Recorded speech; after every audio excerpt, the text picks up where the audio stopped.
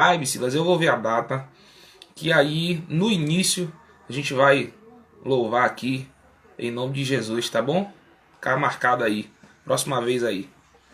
É isso, primeira, João capítulo de número 1, versículo 29, nós vamos ler até o 34, certo? Diz assim: no dia seguinte viu João a Jesus que vinha para ele e disse: eis o Cordeiro de Deus que tira o pecado do mundo. É este a favor de quem eu disse: após mim vem um varão que tem a primazia, porque já existia antes de mim. Eu mesmo não o conhecia, mas, a fim de que ele fosse manifestado a Israel, vim, por isso, batizando com água. E João testemunhou, dizendo: vi o Espírito descer do céu como pomba e pousar sobre ele. Eu não o conhecia. Aquele, porém, que me enviou a batizar com água, me disse: aquele sobre quem vires descer e pousar o Espírito, esse é o que batiza com o Espírito Santo. Pois eu, de fato, vi e tenho testificado que ele é o Filho de Deus. Amém? Seus irmãos, alguns dos irmãos estavam aqui estavam presentes nas últimas lives que nós fizemos, né? Mais uma vez, só lembrando, essa é uma iniciativa da Tribo Gad. Eu quero mais uma vez agradecer o convite da Tribo Gad, de estar assim compartilhando a palavra do Senhor nesse tempo de pandemia. Então eles têm convidado algumas pessoas para estar ministrando segunda, quarta e sexta, certo? E aí tem nos dado essa graça, né, desse convite aí de estarmos aqui em duas semanas trazendo uma reflexão para os irmãos. Então, quero louvar a Deus pela vida da Tribo Gad. Amém? Então, irmãos, versículo 29 diz o seguinte: no dia seguinte, viu João a Jesus. No dia seguinte, por quê? Porque nos versículos anteriores, se os irmãos podem ler depois aí, João ele já estava falando sobre Jesus. Então, João testemunhando, né? Versículo 19 diz assim: este foi o testemunho de João. Então, João estava dando testemunho. Que testemunho era esse? De que ele não era o Cristo. Ele não era o Cristo, ele não era Elias, ele não era o profeta, fazendo menção lá o livro de Êxodo, se não me engano, se não me falta a memória, aonde o Senhor diz a Moisés que daria um profeta ao povo e que a esse o povo ouviria, né? Então João ele vai dizer aí que ele não é o Cristo, ele não é o profeta, né, que é essa figura do Messias. Ele não é também Elias, porque o povo não esperava alguém que viesse no espírito de Elias, mas o próprio Elias. Então ele diz: eu não sou Elias. João, na verdade, é aquele que vem no espírito de Elias, é aquele que vem preparar o caminho para o Senhor, né? Então o texto aqui nos informa que João ele não é o Cristo, mas ele é aquele que prepara o caminho. Pois bem, então no outro dia, após esse dia de testemunho de João, ali no Jordão, onde João batizava, então no outro dia, no dia seguinte, viu João a Jesus. E isso aqui é muito forte, muito forte, muito forte. Porque imagine agora, irmãos, se você tem um pouco de conhecimento bíblico, então várias vezes você já viu esse texto onde Deus diz que vai dar um profeta, né? Você já viu vários textos de Isaías falando desse Messias que há de vir. Esse Messias que tem essa ideia, né, de libertador, né, aquele que vai libertar Israel da opressão das outras nações, aquele que vai, na verdade, não só libertar, mas pôr Israel como ponta, né, das nações e reger as outras nações com o seu cetro de justiça. Então o Messias é aguardado, basicamente, né, entre essas, esse super-herói aí. E João está ali pregando e dizendo: rapaz, não sou eu. O povo, os fariseus, os saduceus, os religiosos da época estão mandando, eles por andar, né, ali com as escrituras, estão mandando pessoas até João e perguntando: é você o Cristo? É você o Cristo? João: rapaz, não sou eu.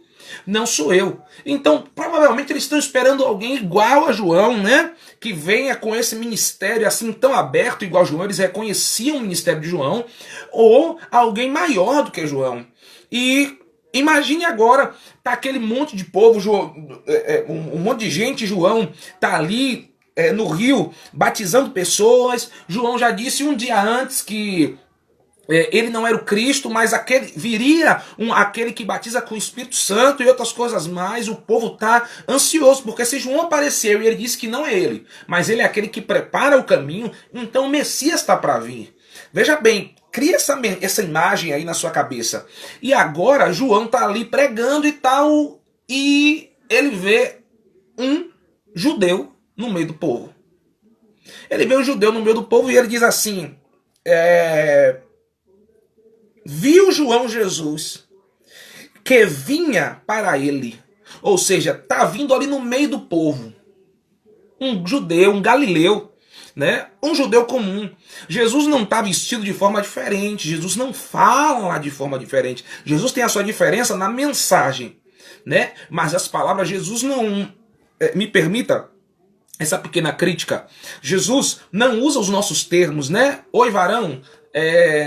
Que mais que a gente fala?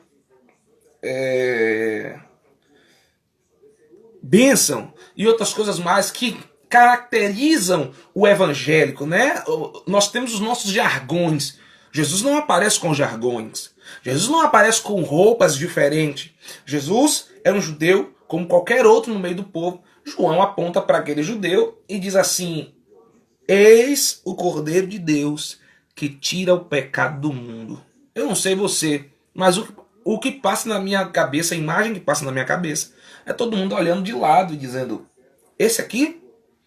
Se você já leu os evangelhos, você sabe que não é uma nem duas vezes que as pessoas perguntam: pode de Nazaré vir alguma coisa? Pode da Galileia vir alguma coisa? Não é esse o filho do carpinteiro? Não é esse?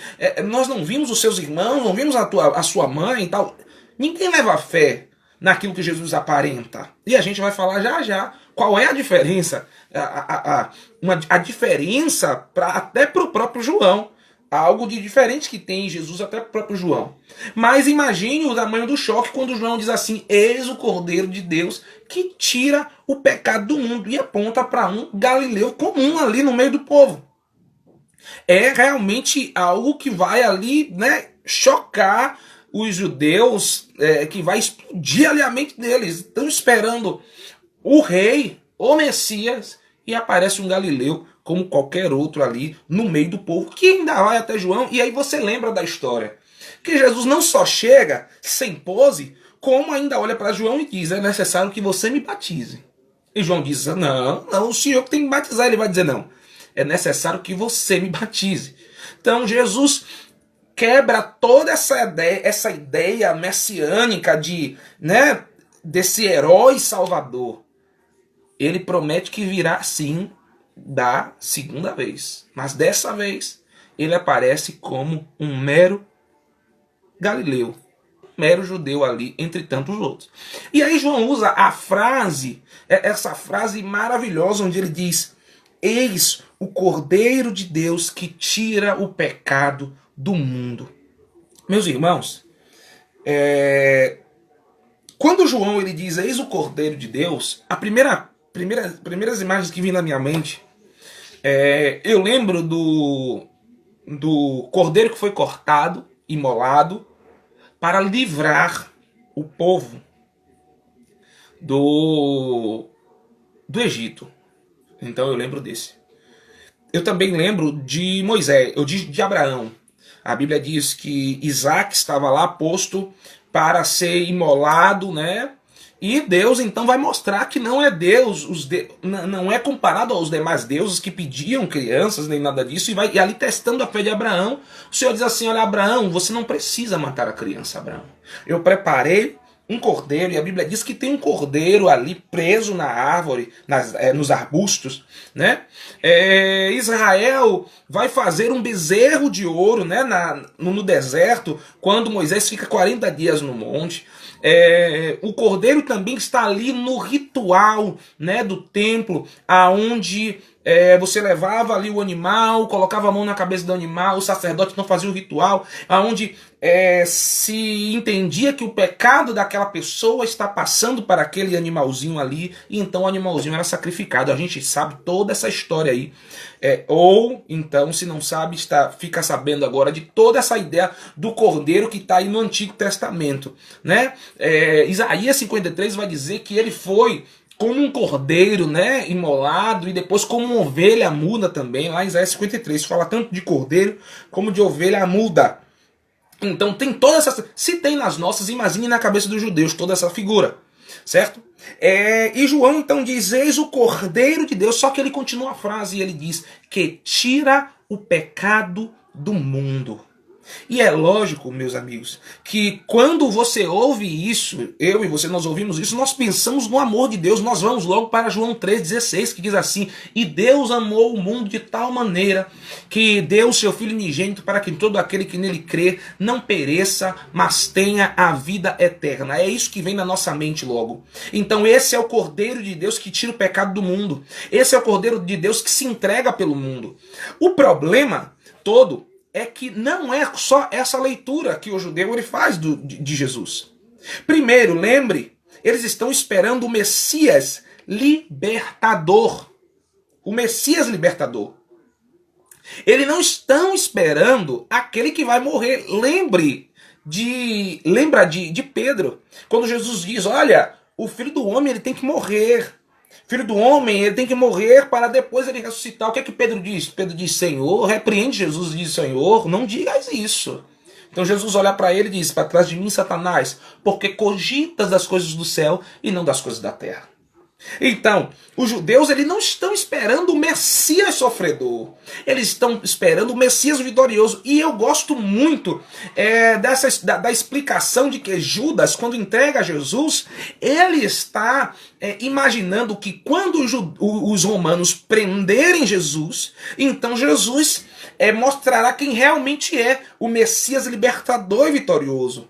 Quando Judas vê que os romanos então pegaram Jesus e Jesus aceita e Jesus vai ser morto, Judas volta correndo para os sacerdotes e diz assim mesmo, olha, entreguei sangue inocente. Ele achava que aquela pressão ali dos romanos prendendo Jesus, né, dos próprios judeus ali, né, também prendendo Jesus, iria forçar esse Messias libertador agora, que iria aparecer e subjugar Roma, subjugar a falsa religião, e então, né, libertar Israel. Mas Jesus então é preso, Jesus é esbofeteado, cospe em Jesus, Jesus vai ser crucificado, e ele volta até os sacerdotes e diz, eu entreguei sangue inocente. Eu pensava, provavelmente ele parece estar dizendo, eu pensava que ia acontecer outra coisa. Né? E os sacerdotes não aceitam, Jesus é morto e Judas então se enforca, não é isso? E então, o que é que eu quero trazer com isso? Que na cabeça, quando o judeu ouve, eis o Cordeiro de Deus que tira o pecado do mundo, pelo menos a maioria não entendeu João 3,16. Eles entenderam, trouxeram a ideia do Messias libertador e provavelmente olharam para Jesus e não acreditaram muito no que João fala. Por que eu estou trazendo essas informações para você? Porque normalmente nos é apresentado somente o Messias, o servo sofredor. Eu gosto do pastor Antônio Carlos Costa quando ele diz que ele gosta de usar as duas imagens de Jesus, o leão e o cordeiro. E normalmente só é apresentado o cordeiro. Normalmente só é apresentado o servo sofredor. Normalmente só é apresentado o Cristo, o Deus que ama e entrega o seu Filho por nós. Nunca ou poucas vezes é apresentado o leão, como diz o pastor Antônio Carlos Costa. Poucas vezes é apresentado o justo juiz. Poucas vezes é apresentado o santo de Israel, aquele que entrega o seu filho para morrer, mas que depois o seu filho vem como juiz para julgar, né? Não é isso que a Bíblia diz? Então, eu quero apresentar para você essas duas visões. A primeira você já conhece. E porque Deus amou o mundo de tal maneira que deu seu Filho unigênito para que todo aquele que nele crê não pereça, mas tenha vida eterna. A primeira você conhece, ele foi transpassado pelas nossas iniquidades, o castigo que nos traz paz estava sobre ele, sobre as suas pisaduras fomos sarados. Isaías 53, você conhece isso. Você sabe disso, e se não sabe, eu quero afirmar a você que Cristo Jesus é o Cordeiro de Deus que pagou o preço dos nossos pecados, que sofreu, que foi crucificado, que recebeu coroa de espinhos, e ainda que esteja justo, pagou o preço dos injustos. A ele é aquele que se tornou maldito por causa de nós. Ele é aquele que recebeu a paga dos nossos pecados, foi moído na cruz pelo próprio Pai, pelo próprio Deus, para pagar os nossos pecados. Esse é o Deus que te ama, que me ama, que nos ama e entrega o seu próprio Filho por nós. Agora eu quero te apresentar o que é que provavelmente os judeus ali entenderam quando João disse: eis o Cordeiro de Deus que tira o pecado do mundo. Provavelmente eles entenderam que o Cordeiro de Deus que tira o pecado do mundo é o Messias libertador que extirpa o pecado com juízo. Provavelmente a imagem que veio na mente deles é o Messias vitorioso que põe abaixo nações, que vence os seus inimigos, que vence os incrédulos, que é contra todo tipo de pecado, todo tipo de injustiça e tudo aquilo que é contrário à vontade de Deus. E deixa eu te dizer uma coisa. Eles não estavam errados. Estavam com a visão incompleta, como muitas vezes nós temos. Nós só olhamos uma parte, só olhamos só o Jesus que nos ama. Eles não estavam errados.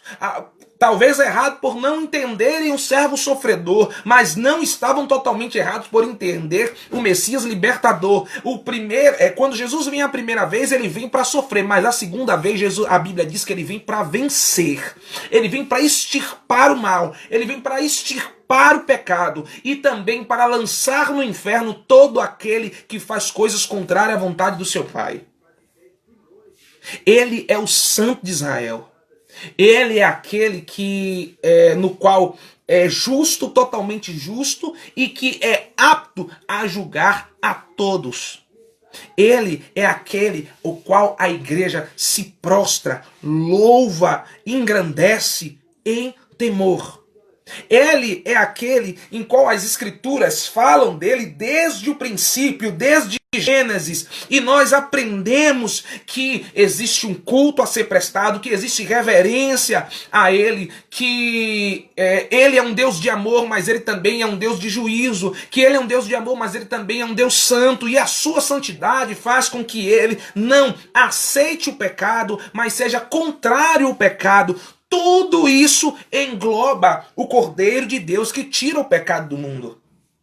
Quando ele morre a primeira vez, quando ele morre da primeira vez que vem, ele vem como servo sofredor, mas da segunda vez ele vem como justo juiz contra todo aquele que não o aceita como seu único e legítimo Salvador. Então, meus irmãos, eu quero de início te convidar a entender Deus não só em parte, mas em tudo aquilo que a Escritura apresenta do Deus Santo de Israel e do seu Filho unigênito. Não apenas o Jesus amoroso que entende todas as coisas. O patrão não entende, ninguém entende, mas Deus entende, Jesus entende. Jesus entende. Sabe? Jesus dá um jeito. Ele morreu por mim, então ele dá um jeito. Meu amigo, entenda. Ele te ama.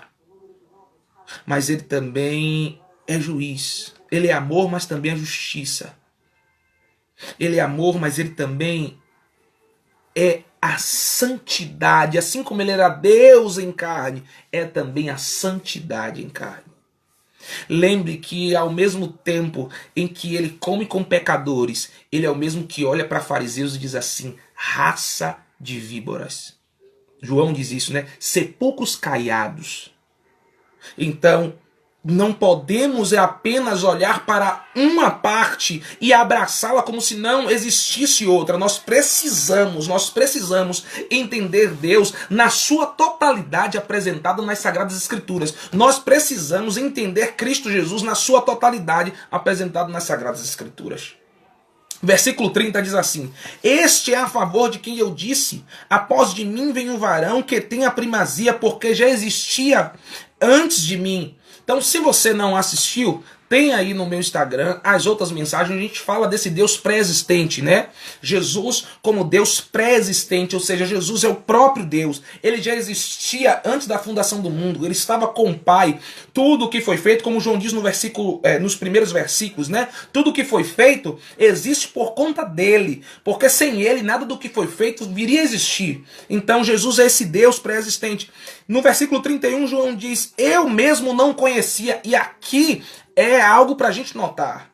Eu mesmo não conhecia, mas a fim de que ele fosse manifestado a Israel, vim por isso batizando com água. Olha o que João está dizendo. Eu mesmo não conhecia. Minha pergunta é: será que João não conhecia o primo?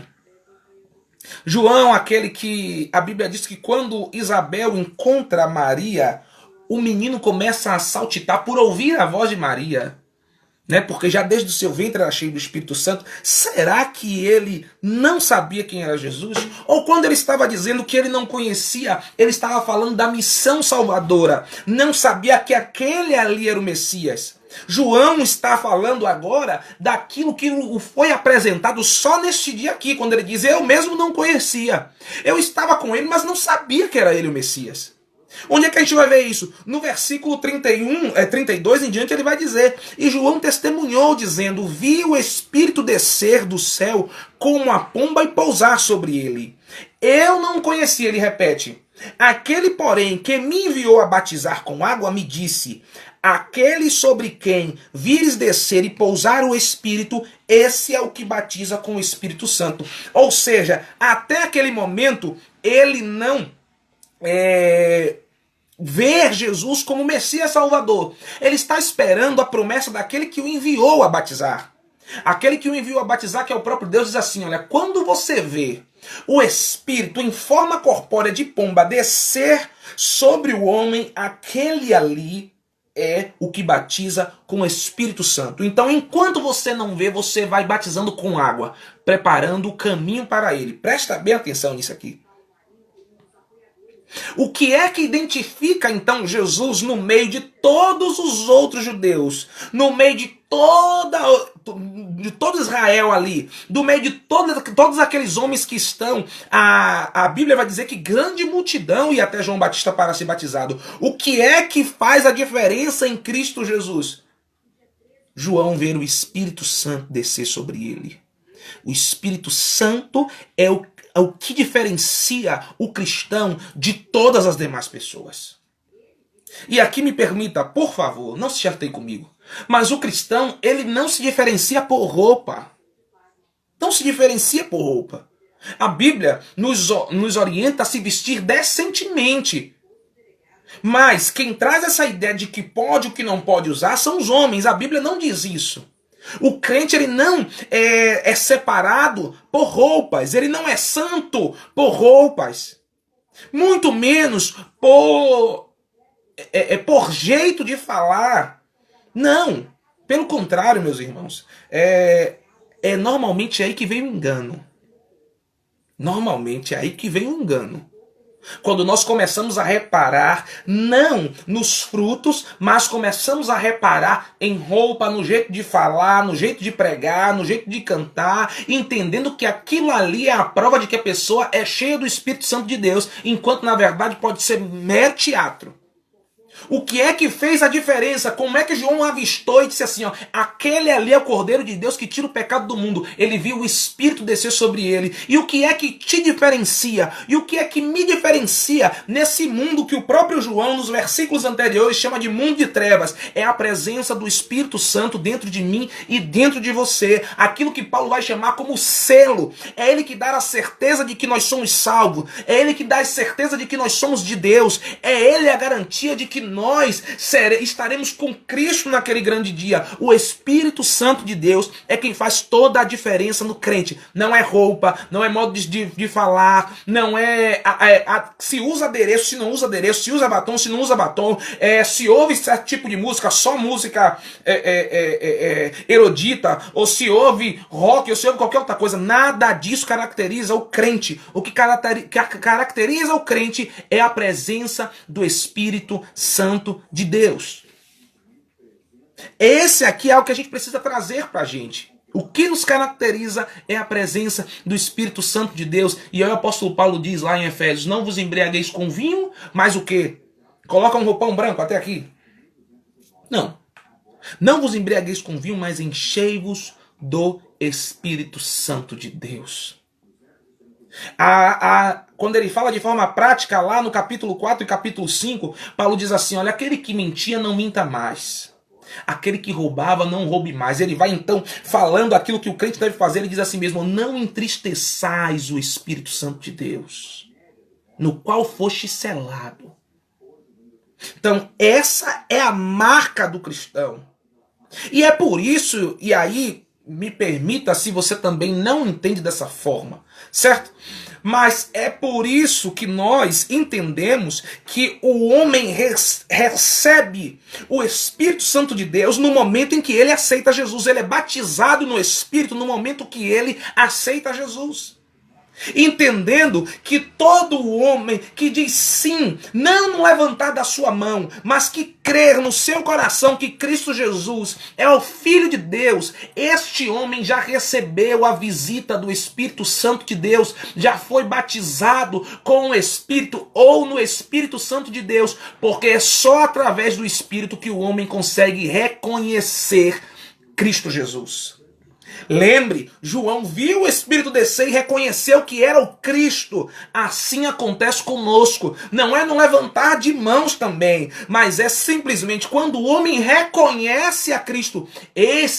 Quando ele olha para cima e diz assim: Jesus é o Cordeiro de Deus que tira o pecado do mundo e tira o meu pecado. É poderoso para perdoar o meu pecado. Então nós acreditamos que o Espírito Santo de Deus já desceu sobre essa pessoa também.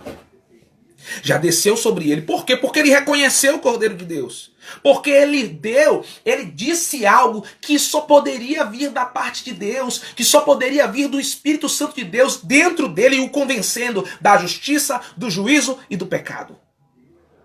Então, meus irmãos, a marca, o que diferencia o crente é a presença do Espírito Santo de Deus. E não as demais coisas como normalmente nós nos apegamos. Certo? E aí, João, ele diz o seguinte: este é aquele que batiza com o Espírito Santo. É muito interessante para mim, porque o que mostra, antes de Jesus chegar, o que mostra que o homem está arrependido é justamente o batismo nas águas. A pessoa vinha até João e se mostrava arrependido, João então batizava nas águas. Ali está a prova do seu arrependimento, e ali estava João preparando o caminho para o Senhor, preparando os corações para receber o Cristo. E aí quando ele vê Jesus, ele diz: agora está aquele que batiza não com água. Quem vai batizar com água é a sua igreja. Ele batiza com o Espírito. Ele derrama o Espírito. Ele dá o Espírito. E aí, meu amigo, eu estava pregando isso domingo em Gileade e meus olhos encheram de lágrimas. Em saber que a gente não precisa ficar atrás dessas coisas de que só recebe o Espírito quem fala em línguas, só recebe o Espírito quem profetiza, quem isso, só aquilo. Se alguém aqui entende assim, ok. Mas o que me deixa esperançoso, o que me deixa maravilhado, grato a Deus, grato a Cristo Jesus, é saber que ainda com toda a minha fraqueza, que ainda que eu não seja cheio de dons, Que ainda que eu diga como o apóstolo Paulo, né? Paulo diz assim, olha, eu queria que todos vós falassem língua, mas nem todos falam. É saber que ainda se eu falo, se eu não falo, se eu rodo, se eu não rodo, eu não sei de qual igreja que você vem, mas aqui a Bíblia me garante é que Cristo Jesus dá o seu Espírito, batiza com o seu Espírito. Ele me deu gratuitamente, ele te deu gratuitamente. Se você está aqui agora, e se você está crendo não nas minhas palavras, mas na palavra, se você crê que Jesus é o Deus pré-existente, meu irmão, se você crê que Jesus venceu a morte, se você crê que ele é poderoso para perdoar seu pecado, se você crê que ele ressuscitou ao terceiro dia, isso quer dizer que ele derramou do seu Espírito sobre você, que você é batizado no Espírito Santo de Deus. Essa é a verdade das Escrituras. Essa é a verdade das Escrituras. Lembra de João, quando Jesus diz assim, olha, de Pedro, quando Jesus diz assim, quem dizem os filhos dos homens que eu sou? E ele diz, olha, uns dizem que é um dos antigos profetas, outros dizem que é Elias e tal. E ele pergunta, e vocês, quem dizem que eu sou? E Pedro diz assim, tu és o Cristo, o Filho do Deus vivo. O que é que Jesus diz para ele? Jesus diz assim, não foi carne nem sangue que te revelou. Foi o meu Pai que estás nos céus. Isso só pode ter vindo de Deus. Isso só pode ter vindo daquele que abre os olhos dos homens e fazem com que eles enxerguem. Isso só pode ter vindo do Pai das luzes. Isso só pode ter vindo do Espírito Santo de Deus. Então eu quero que você saia daqui nessa certeza, se não tem. E se já tem, eu quero te convidar a glorificar a Deus por essa graça de ter sido batizado no Espírito Santo de Deus. Amém? Então, meus irmãos, eu quero terminar essa reflexão fazendo só um panorama para a gente, daquilo que a gente falou. Primeiro é entender quem é Jesus. Ele não é só o servo sofredor. Ele é o Messias vencedor. E que todo aquele que o aceita recebe graça e misericórdia por meio da sua morte na cruz. Mas todo aquele que não reconhece na sua segunda vinda será lançado no inferno, justamente porque ele agora vem para extirpar o pecado de todo. Agora ele vem para recolher os eleitos e lançar no inferno aqueles que não são seus. Ou seja, um alerta também para nós como Igreja de Cristo Jesus. Pregue Deus em tudo aquilo que a Bíblia apresenta dele. Pregue Cristo em tudo aquilo que a Bíblia apresenta de Cristo Jesus. Não pregue só aquilo que você quer. Não podemos pregar só aquilo que nós queremos. Eu não posso pregar só o que eu quero. Eu não posso estar a todo excluindo partes da Bíblia só para ganhar pessoas. Porque o que salva é a verdade que liberta, não meia verdade, é a verdade por completo. Segundo, é entender que o que nos diferencia não é roupa, não é modo de falar, não é estilo de música, não é nada disso. O que nos diferencia é a presença do Espírito Santo de Deus em nós. E por último, que se você crê em Cristo Jesus, é porque com certeza recebeu a graça e o dom do Espírito Santo de Deus sobre você. Certo? E, Felipe, e as demais coisas, dons e outras coisas mais, isso aí fica para outra oportunidade, outra hora. Amém? Mas a certeza é de que todo aquele que crê em Cristo Jesus é cheio do Espírito Santo de Deus. Foi batizado com o Espírito Santo de Deus. Amém? Então eu quero mais uma vez agradecer a Tribo Gade. Eu quero te agradecer por estar aqui, ouvindo a palavra de Deus, por me dar um pouco do seu tempo, e que o Senhor possa te abençoar, que o Senhor possa afirmar essa verdade nos nossos corações. Amém? Eu quero... Só uma ligação que chegou aqui.